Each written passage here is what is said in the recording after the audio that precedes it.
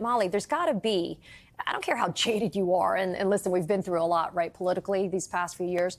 There's got to be something about the symbolism of having Kamala Harris and Liz Cheney at what is the birthplace of the Republican Party. So I think that what's happened here is two really important things, right? First is that they're creating this permission structure. You may not be a you may not be a Democrat, you may not like what she's offering, but you care more about American democracy than you do about the nuances of her political party or her political goals.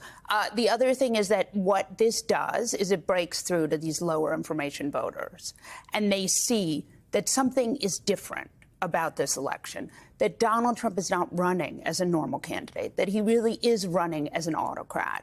And so when they see someone like Liz Cheney, who is famously not at all a liberal in any possible way, they say, oh, this is actually a very different election than previous elections. Tara, what are you expecting to hear at this rally? I mean, let's be clear. The structure of it is a Kamala Harris rally, but the location being the birthplace of the Republican Party and having at her side for the first time Liz Cheney endorsing her.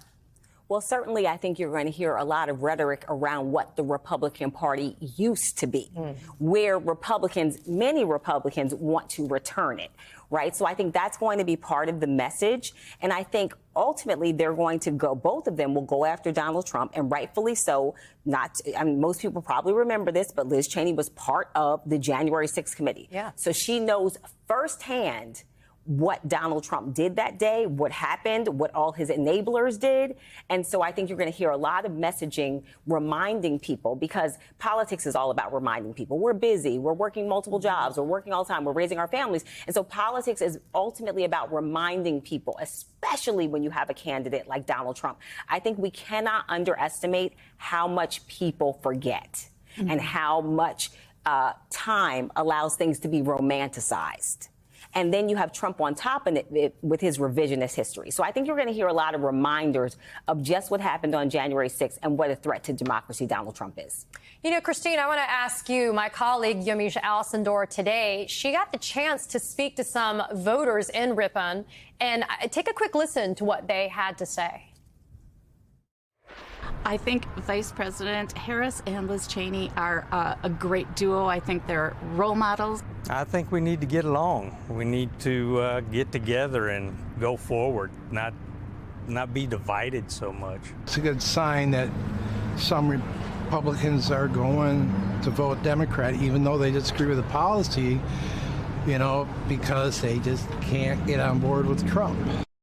Christine, we talk about putting country over party, and that's something that you are familiar with. Does this unlikely alliance that we're going to see together on stage between Cheney and Harris send a strong enough message to not only GOPers, not just Republicans, but also maybe independent voters that might be sitting there saying that this is enough of an alliance to convince me to be able to vote for Kamala Harris? Well, I certainly hope so. I mean, Liz Cheney's conservative credentials cannot be denied. And it wasn't until she saw what was going on and what Donald Trump did in trying to overthrow the election that she stood up for her principles and stood up for the Constitution and the rule of law. And she held to that. And that's what people should remember and will remember, I believe, and understand that, hey, this is really serious. Here's someone who is grown up in the Republican Party. Her father was a vice president in a Republican administration, and yet she's willing to stand up and say, we cannot let this man, even though he pretends he's a Republican, which he is not, we cannot let him near the White House, because the damage he's already doing to our country is shameful. And what he will do if he were to get the reins of power back again is terrifying. Tim, there's this idea about the protection of democracy. And as we heard from Tara, there's going to be a common denominator, I believe, in the messaging that we're going to see at this rally. The common denominator being the danger of another Trump administration, another Trump presidency. There are some that criticize us by saying it's hyperbolic for us to emphasize how existential of a threat Donald Trump poses to democracy. And yet, the fact that we see these two figures together in Liz Cheney and Kamala Harris Does that resonate enough for people to say, you know what, I understand what's at stake? I think what's special about this election is that there isn't really a middle ground. The way things are isn't going to continue. Things are going to get much better, and they're going to get much worse. And that's not what folks want to think. They'd like to think no matter what happens, we're going to muddle through. But in this case, I'm afraid that's not true. We have someone who attempted a coup d'etat, trying to come back to power. We have someone who lied about the outcome last time, prepared to lie about the outcome this time, and much better prepared to do so than the last time around. But I would stress that even as we worry about how the system could break, country over party is fundamentally a positive message. Every election is country over party. Every vote is country over party. We should always be voting for what we think is best. So I think there's also a very heartening and encouraging aspect to this that will come through. Tim, I want to stay with you for a second because I want to ask you about a report from the New York Times. The writers of that piece, they spoke to 50 former top DOJ and White House officials, asking them about what they perceive to be the risks of a second Trump term. And the results were startling. 42 of the 50 said, 42 of the 50, it's very likely that a second Trump term would pose a significant threat to the norm of keeping criminal enforcement free of White House influence. I mean, Tim, do everyday Americans, the ones that we talk about all the time on this network about the kitchen table issues, right? The economy, education, culture wars, these things, they're also just as important, if not less important, than the idea of what's at stake when it comes to the future of democracy. I think maybe what people will start to understand is that all of these things hang together. So if we don't have the rule of law because the president is using his office to oppress his enemies, if we don't have the rule of law because the president flouts it, says it doesn't matter, if we don't have a functioning federal government because under Project 2025, all the people who are competent are fired and replaced with loyalists, then all those kitchen table issues also get worse. People aren't going to get their Social Security checks. Businesses aren't going to be able to get permission to do the things that they need.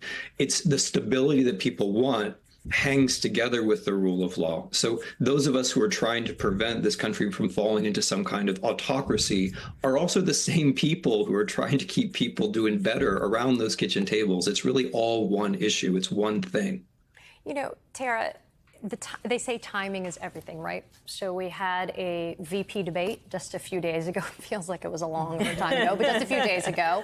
We had a monumental bombshell filing come from special counsel Jack Smith.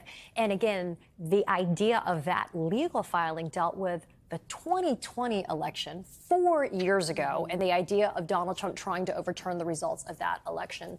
And now we have this rally that, for those of you that are tuning in, what you see on your screen, we're looking at Ripon, Wisconsin, and it's going to be a rally where Kamala Harris and Liz Cheney are going to be together. And they're going to be there to talk about country over party. But, you know, Tara, these are 1-2 punches, right, of moments and events historically as we're 33 days away. And yet, I wonder how much are people paying attention? Right. Molly mentioned the low information voter. Those are always a concern for a lot of us. But how much are people really paying attention as we are so close to Election Day in November?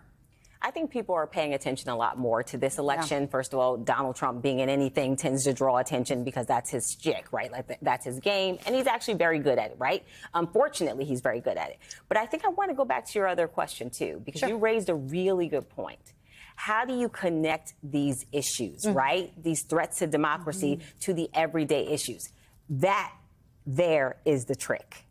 Because politics, I said first, is about reminding. It's also about connecting. Not just connecting with voters, but making sure they understand that if people are not prosecuted for, say, crimes that they commit because of Donald Trump, right, his Justice Department and their interference, right, the housing market. We look at speculators and private equity and all the things that are happening there. And a lot of times people are equating that with other things. But you connect the dots. If you allow Wall Street unfettered, if you allow unfettered regulation, right, where there's no regulation, then that does mean something for your pocketbook.